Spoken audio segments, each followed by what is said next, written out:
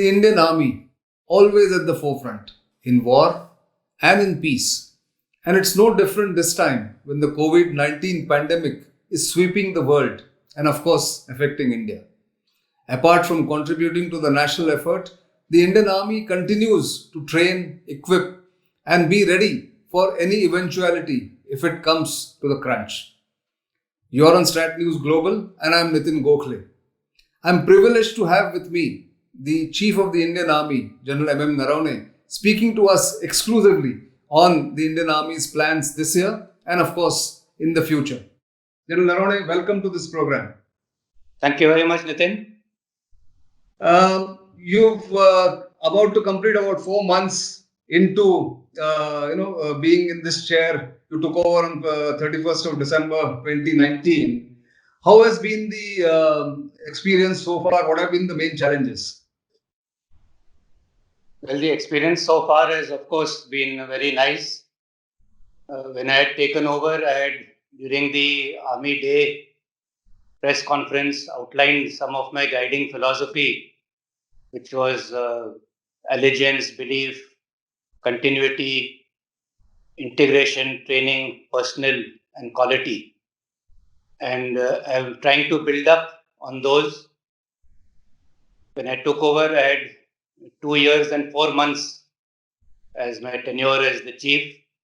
So these 4 months, as you have pointed out, I have used it to go around to various formations, see the situation on the ground, and based on that, to try and formulate what should be the roadmap for the 2 years to come.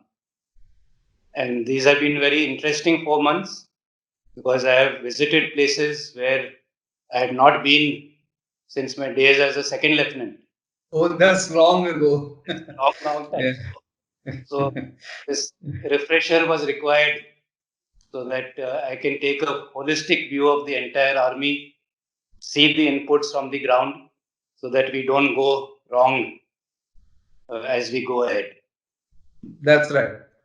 And as yeah, go ahead, please. As any chief would want, he would always like to further improve upon whatever he has inherited and further enhance the operational standards, the operational readiness, and make his force more fighting fit. So we are working towards that. We have identified how we can further enhance our standards, and that will be as a result of a combination of different force structuring, force structures. Once we decide upon that, how to man this new force in terms of equipment, arms, the manning, staffing levels. And once these two things are in place, then what would be the way that we strategize or change our strategy in keeping with the changing times and our amendments to our tactics, techniques, procedures. So keeping all this in mind, I am in the process of formulating certain goals, short term, medium term, long term. And I hope that I should be able to achieve at least a majority of those. And these goals will address all these issues and will issues without leaving anyone behind. It will address all arms and services. It will address equipping, modernization issues. It will address HR concerns, and so on and so forth. Yeah, that's great to know because you actually encapsulated your vision and your planning for the force itself. But in the middle of all this, we have been hit, the world has been hit by the COVID 19 pandemic. It's unprecedented in its fury and spread. I know that the Indian Army is at the forefront of this battle. Give us some idea about what the Indian Army is doing and how it is helping the national effort. Yes, the COVID crisis has certainly been a very disruptive influence. We always have been talking about black swan events and theorizing about that, but we never really expected it to actually happen. That's right. So this has come as a disruptive influence, and at a larger, seeing it at a larger level, it is going to make a difference in how we operate in the future, in our way of life. I'm talking, beyond the army also. True. It is going something which we will have to factor in. Not only COVID, but similar kind of things. Whenever we do anything in the future, we will have to do it under this kind of a overhang, so that we don't get taken by surprise ever again. As far as the COVID battle is concerned, we had been monitoring the global situation and the internal situation. And based on that and the inputs that we were getting, we had taken some remedial measures as early as middle of February, when I had, in fact, made a point that force preservation is my main task. That I That's have right. to keep my force absolutely fighting fit, unless my army is fit and free from infection, I will not be able to do the full justice to the entire gamut of roles that I have to perform, both guarding the borders, looking after the counter-insurgency, counter-terrorism grid, both in the north and northeast, as well as to come to the aid of the civil administration as required. Right. Fortunately, we have not had too many cases. We have had 14 cases so far only, and out of that, two have already recovered and are back on active duty. So that part is well under control. Right.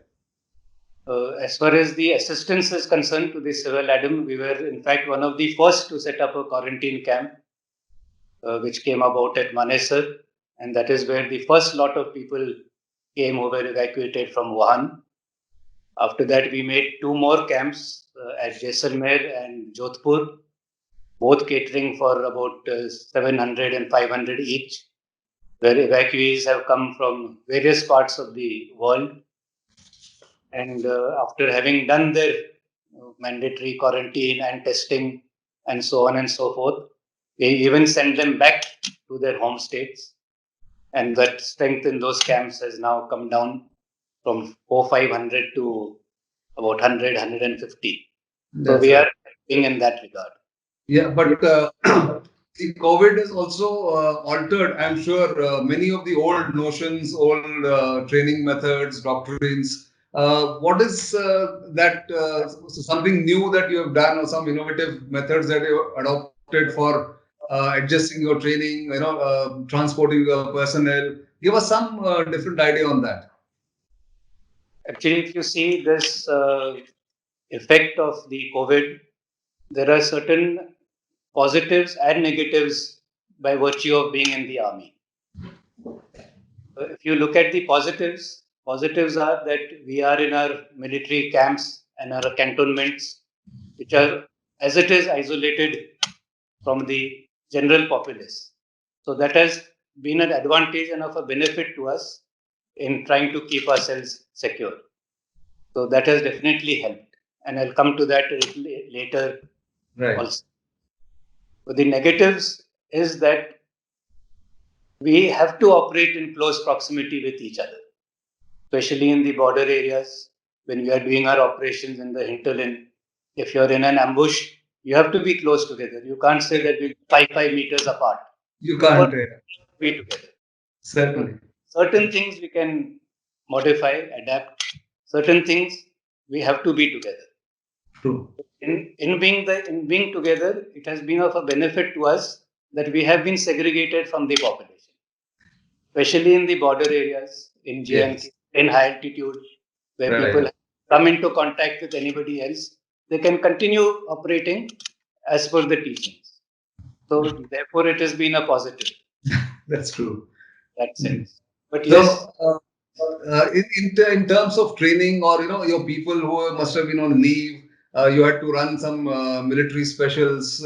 In that sense, army of course has a great ability to do logistics under adverse circumstances. But in this case, did you have to really go out of your way to get the planning done, work with the civil administration, the railways? How have you managed to do that? About 2 lakh odd people have gone and come back, is what I heard or read somewhere. Is that correct? so when this lockdown was announced and we came to know that so many of our personnel will have to remain wherever they are.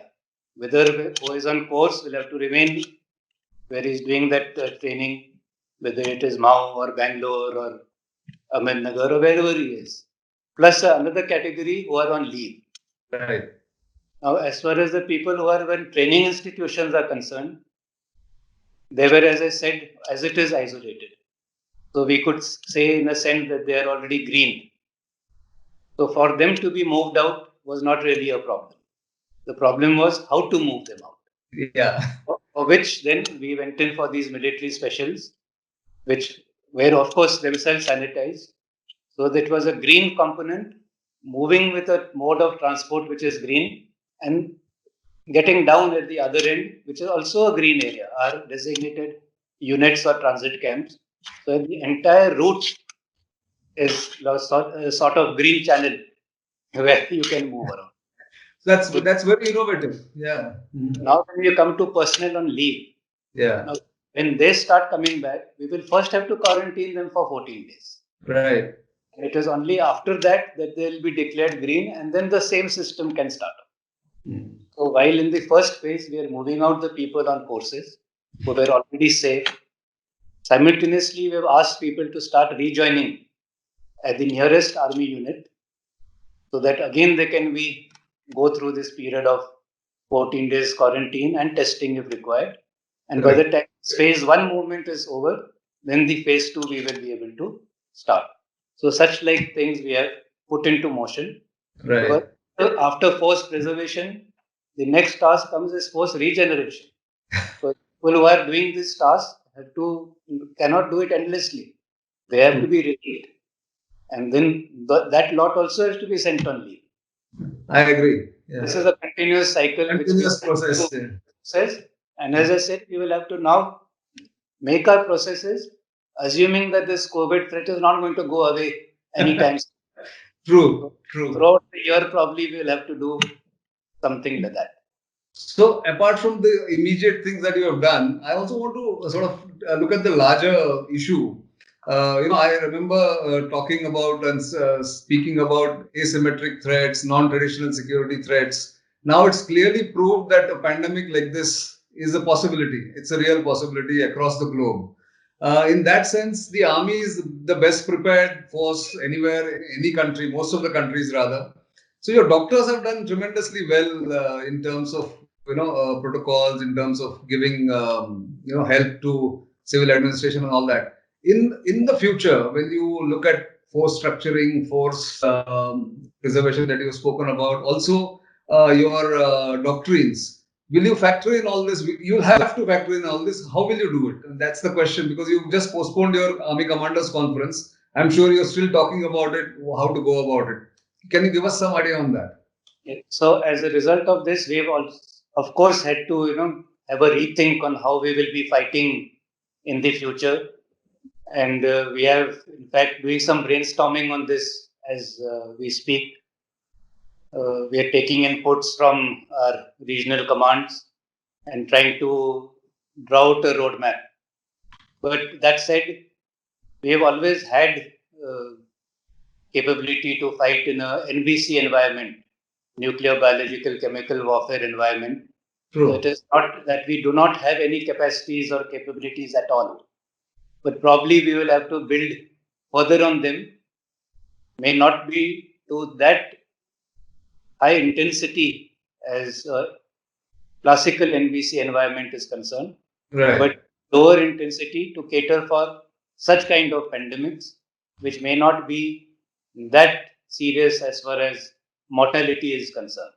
Exactly. So CBRN, which used to be like one of the peripheral issues, will take center stage in the future, planning and future doctrines and tactics that will come. That's what I'm guessing, as you mentioned just now. But let me come to more mundane issues, like you have had this plan. Your predecessor had made this plan about IBGs, integrated battle groups, and the restructuring of the army, making it leaner and meaner, the Shekatkar committee report.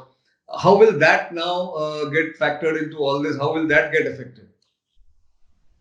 No, those restructurings won't get affected in that sense, as I mentioned right at the beginning, that when you go in for a more efficient or try to enhance the effectiveness of the force, those 3, 4 factors come into play, and one of them is force restructuring. So that is very much still a work in progress. We have identified the formations which will undergo this change in the first phase. So they have been test bedded. It is only that things have now got delayed because of not being able to move out and actually put that into motion. But that is something which is going to happen. The Okay. IBG concept will happen. The restructuring of the army headquarters will happen. That is the way for the future. There is no doubt in my mind that future wars will be going in that direction. Right. So, in that respect, one more concern that is being expressed across the specialist field of defense and defense analysis is also about the pressure under which the defense budget will come, given the precarious economic condition that is going to be staring the country in the face, not just our country, but all the countries across the globe, probably. In that sense, will lower defense budgets or squeeze defense budgets affect your modernization plans, your replenishment plans? How are you looking at that challenge going forward? Well, firstly, as far as the budget is concerned, I would like to make one point that it is a government's responsibility to provide for its citizens a safe and secure environment. Right. And only when you have a safe and secure environment can the country flourish. So, expenditure on defense should be seen as an investment. We also contribute through the armed forces. And if you see past incidents which have taken place, whether it is 26/11, Doklam, or the parliament attacks, whenever such incidents have happened, invariably the stock market has gone down. So it shakes investor confidence. True. We need a strong armed forces, no matter what. And it is because the country is strong and it is able to face these challenges that the economy remains robust. So we have to continue investing in national security. I'm not just saying army or Yeah. armed forces. Exactly. If the nation is secure, the nation prospers. So Exactly. therefore, an investment in that has to continue no matter what the circumstances. That cannot be allowed to decline. Right. Plus, we have two neighbors which are inimical to us. That is not going to change. So once again, we have to face the facts that you have to, no matter what, even though there will be cuts, they cannot be so deep as to compromise our entire the national security framework. After all, we are not only looking at our own security, but we are a security provider for the whole of South Asia. We are one Exactly. of the countries which is a pillar of stability. So Exactly. we cannot be seen to be faltering. I think Here, very well put there, General Narane. Talking about neighbors, you recently went to Jammu and Kashmir, and I think you also mentioned there that the Western neighbor Pakistan is continuing with its attempts to send in infiltrators, continuing the proxy war.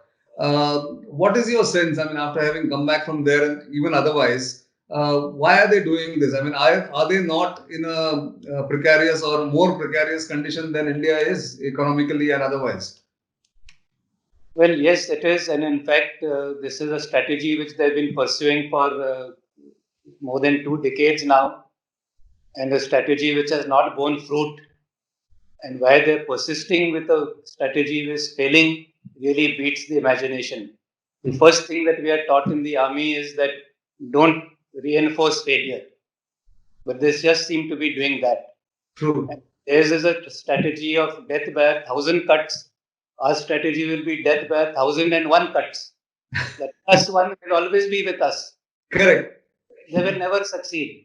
Right. The sooner they realize that it is a failed strategy, the sooner they realize that it will augur well for both countries to have peaceful borders, both of us can grow.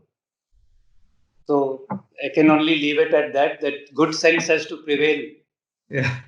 so that otherwise it really beats me why they should continue with a strategy which is not paying any dividends to anybody. General Naravane, thank you very much for your time and being so frank about whatever the army is doing and is planning in the future. Hopefully, we will all come out of this COVID-19 crisis unscathed and with our health intact. But we hope to see you sometime again on this program. But for the moment, thank you very much. Thank you, and always a pleasure to talk to you.